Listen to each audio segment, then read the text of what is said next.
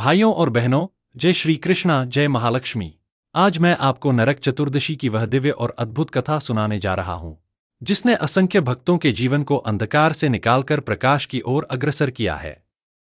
यह केवल एक पर्व नहीं, बल्कि जीवन का गहरा संदेश है, अज्ञान के अंधकार से ज्ञान के प्रकाश की ओर यात्रा। कहते हैं, जब मनुष्य का हृदय मलिन हो जाता है, कर्म पथ से भटक जाता है, वैर, कटुता और पाप की परछाइयां आत्मा के ऊपर छाने लगती हैं, तब ईश्वर इस पावन व्रत के माध्यम से उसे फिर से स्वयं से, अपने प्रकाश से जोड़ते हैं। नरक चतुर्दशी केवल राक्षसवध की कहानी नहीं है, बल्कि यह उस आंतरिक नरक को समाप्त करने का संदेश है, जो हमारे भीतर ही पलता है। ईर्ष्या का नरक, लोभ का नरक, दोषों का नरक, अज्ञान का नरक।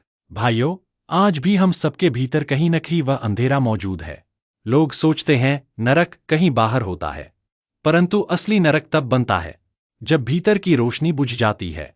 इसीलिए इस दिन को छोटी दिवाली भी कहा गया, क्योंकि यह दीपक बाहर ही नहीं, पहले अंदर जलता है।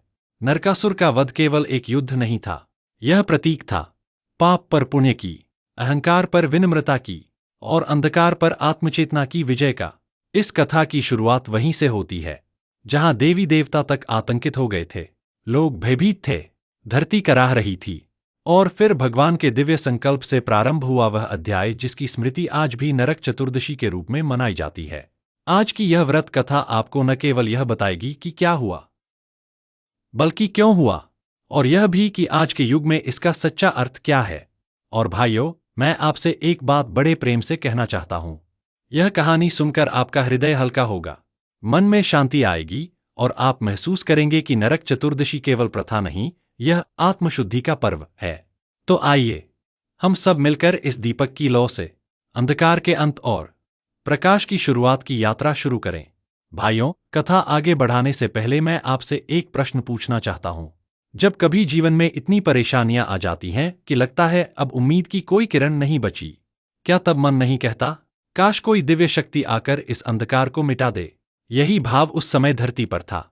देवता तक आतंकित थे, ऋषिमुनि तपश्चर्या में डगमगाने लगे थे, प्रजा रो रही थी, भ्रष्टाचार, अत्याचार और लोभ अपनी चरम सीमा पर पहुंचा हुआ था। यह कोई साधारण अन्याय नहीं था, यह वह दौर था जहां सत्य आवाज नहीं उठा सकता था और असत्य की आवाज तलवार से भी तेज चलती थी। इसी अत्याचार का नाम था नरकासुर। कहने को वह असुर था, परंतु प्रतीक रूप में वह आज भी अनेक रूपों में जीवित है। जब मनुष्य धर्म छोड़कर केवल अधिकार चाहता है, जब वैभव पाकर विनम्रता खो देता है, जब शक्ति प्राप्त कर वह करुणा को तिरस्कार समझने लगता है, वहीं से नरकासुर जन्म लेता है। नरकासुर ने न केवल देवताओं की शक्तियां छीन ली थीं, बल्कि आध्यात्मिक मर्यादा को भी कैद कर लिया था। उसने 16,000 कन्याओं को बंदी बना लिया। यह कोई मात्र संख्या नहीं थी, यह स्त्री शक्ति, सम्मान, मर्यादा और मातृत्व के बंधन की कैद थी। धरती रो रही थी, आकाश मौन था, दिशाएं शोक में डूबी हुई थीं। और जब अत्याचार चरम सीमा को पार कर जाता है, तभी ईश्वरीय शक्ति अवतारित होती है। कहते हैं, अधर्म चाहे वर्षों तक चले, पर धर्म का क्षण भी पर्याप्त होता है। इसी क्षण की प्रतीक्षा थी। देवता श्रीहरि के शरण गए, परंतु यह कोई ऐसा युद्ध नहीं था जिसे अकेले विष्णु रूप में लड़ा जाए। यहां आवश्यकता थी मातृशक्ति और पुरुष बल दोनों के संयुक्त स्वरूप की। इसलिए भगवान ने निश्चय किया कि यह असुरवध श्री कृष्ण के हाथों होगा, और साथ में माता शक्ति उनके सहयोद्धा रूप में। अब यहां ध्यान देने योग्य बात यह है भाइयों, कि नरक चतुर्दशी भगवान कृष्ण और मां काली मां शक्ति दोनों के संयुक्त तेज का प्रतीक है। एक तरफ दिव्य तेज, दूसरी तरफ मातृत्व संरक्षक ऊर्जा। और यही कारण है कि इस दिवस पर हम दीप जलाते हैं, क्योंकि जहां प्रकाश होता है, वहीं से दैवीय ऊर्जा कार्य करना आरंभ करती है। नरकासुर के अत्याचार बढ़ते देख धर्मलोक से लेकर मृत्युलोक तक केवल एक पुकार थी, हे नाथ, हमें इस तिमिर से बाहर निकालो। और फिर कृष्ण अवतरित हुए, परंतु यहां केवल प्रहार नहीं, बल्कि संकल्प था। अज्ञान का अंधकार तोड़ने का संकल्प, युद्ध की तैयारी हुई। पूरा ब्रह्मांड प्रतीक्षा में था, धरती की धड़कन तेज थी। यह वह क्षण था जब आसुरी ऊर्जा बनाम दिव्य ऊर्जा सीधे टकराने वाली थी। भाइयों, ध्यान रखना, कथा में यह युद्ध बाहर का जरूर है, पर इसका संदेश भीतर का है। वह असुर जिसे कृष्ण ने बाहर मारा, उसी असुर का दूसरा रूप मनुष्य आज भी अपने भीतर पालता है। अहंकार, कामना, लोभ, क्रूरता, निर्दयता, अभिमान। नरकासुर की असली मृत्यु तभी होती है जब भीतर का अंधकार नष्ट हो। इसीलिए इस व्रत का महत्व केवल कथा सुनने का नहीं, कथा को जीने का है।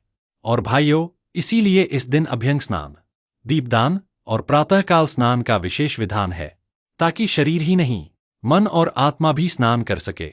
यह कथा आगे बहुत ही भावपूर्ण मोड़ लेने वाली है। कृष्ण माता शक्ति के साथ युद्ध भूमि की ओर आगे बढ़ते हैं। धरती के हृदय में नई उम्मीद की लहर दौड़ती है। और फिर आरंभ होता है वह प्रसंग जहां धर्म स्वयं अन्याय को चुनौती देता है। धरती का आर्तनाद जब परमात्मा तक पहुंचा, तब कृष्ण ने केवल शस्त्र नहीं उठाया, उन्होंने धर्म का घोष किया। क्योंकि युद्ध कभी प्रतिशोध से नहीं, धर्म की रक्षा से शुरू होता है। कृष्ण आगे बढ़े, परंतु युद्ध से पहले उन्होंने एक वचन लिया। इस युद्ध का अंत केवल नरकासुर की मृत्यु से नहीं होगा, बल्कि उसके कारण उत्पन्न सभी दुखों का अंत होगा। और यही वह क्षण था भाइयों, जहां पहली बार यह तय हुआ कि विजय केवल बाहरी नहीं, भीतरी भी होगी। देवताओं में आनंद छा गया, ऋषियों की तपोशक्ति पुनः प्रकट होने लगी, चारों दिशाओं में आशा का संचार हुआ, जैसे रात ने भोर को पहली बार महसूस किया हो। नरकासुर का साम्राज्य भय का किला। नरकासुर का साम्राज्य केवल सेना या शस्त्र से बड़ा नहीं था, उसका सबसे बड़ा हथियार भय था। भय ही अधर्म को शक्ति देता है। अन्याय वहीं तक बढ़ता है जहां तक लोगों की चुप्पी रहती है। नरकासुर ने भय के सहारे हजारों निर्दोषों को गुलाम बना लिया। उसने धर्म नहीं छीना, पहले आत्मसम्मान छीना। जो अपने सम्मान की रक्षा नहीं कर सकता, वह धीरे धीरे अपने धर्म की रक्षा भी भूल जाता है। यही स्थिति आज भी कई बार मनुष्य के जीवन में आती है। अत्याचार का पहला कदम बाहर नहीं, भय के बीज से अंदर जन्म लेता है। इसलिए कृष्ण ने सबसे पहले सैन्य व्यवस्था नहीं बनाई, उन्होंने सबसे पहले भय के पर्दे को हटाया। धर्म तभी उठता है जब मन भय से मुक्त होता है। युद्ध तलवार से नहीं, पहले हृदय से जीता जाता है। कृष्ण का प्रस्थान।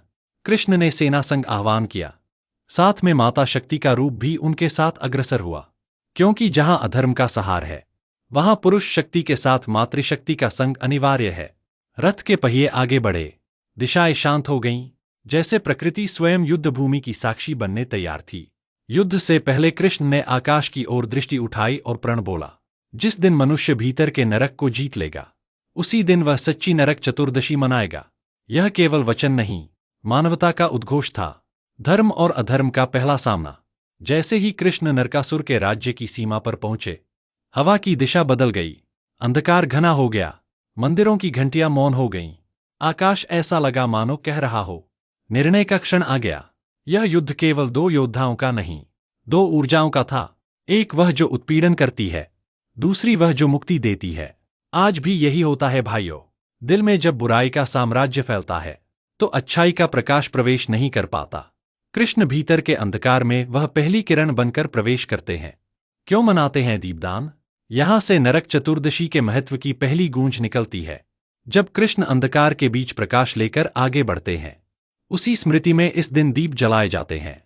दीपक का अर्थ केवल रोशनी नहीं, दीपक का अर्थ साहस, दीपक का अर्थ जागृति, दीपक का अर्थ हृदय में धर्म की लौ जगाना। इसीलिए कहा गया, नरक चतुर्दशी की रात अज्ञान का अंत और अंतःकरण में प्रकाश की शुरुआत है। भाइयों, जैसे ही कृष्ण नरकासुर के राज्य की सीमा पर पहुंचे, वहां का वातावरण बिल्कुल अलग था। सूरज ऊपर था पर धूप जमीन पर नहीं उतर रही थी, मानो अत्याचार की मोटी परत ने प्रकाश को बांध रखा हो। पक्षी मौन थे, हवा भारी, और धरती भय से जकड़ी हुई लग रही थी। यही संकेत था कि यह केवल राक्षस का साम्राज्य नहीं, मृत विवेक का साम्राज्य था। जब विवेक सो जाता है, तब मनुष्य वही बन जाता है जो नरकासुर था, बलवान पर निर्दयी, धनी पर निरंकुश, ज्ञानवान पर अहंकारी। कृष्ण रथ से उतरे, उनके नेत्रों में क्रोध नहीं, बल्कि दया की गहरी चमक थी। क्योंकि परमात्मा दुष्ट पर भी उसी तरह कृपा करते हैं जैसे भक्त पर। बस दिशा अलग होती है, भक्त को वे शरण देते हैं और दुष्ट को शुद्धि। जब कृष्ण ने अपनी गदा उठाई, तो धरती हिली नहीं, अंधकार हिला। यह वही क्षण था जहां पहली बार नरकासुर का भय टूटने लगा।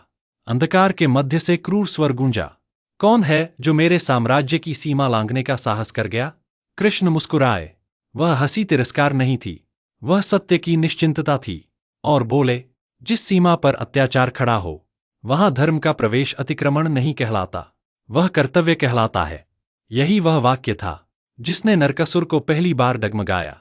क्योंकि अत्याचारी बल से लड़ सकता है, पर सत्य से भाग नहीं सकता। आध्यात्मिक रहस्य।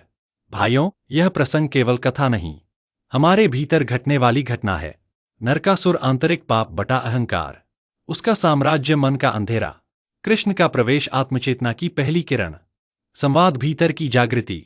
जब मन के भीतर पहली बार सवाल उठता है, क्या मैं सही हूं, वही शंखनाद है भीतर कृष्ण के आगमन का। युद्ध का आरंभ। नरकासुर की विशाल सेना समक्ष आई, लेकिन यह युद्ध केवल शस्त्रों का नहीं था, यह ऊर्जा बनाम ऊर्जा का युद्ध था। वहां भय की तरंगें उठ रही थीं, यहां साहस का प्रकाश बढ़ रहा था। अंधकार का अहंकार तेज था, पर प्रकाश का संकल्प गहरा था, और धर्म हमेशा संकल्प से जीतता है, साधन से नहीं।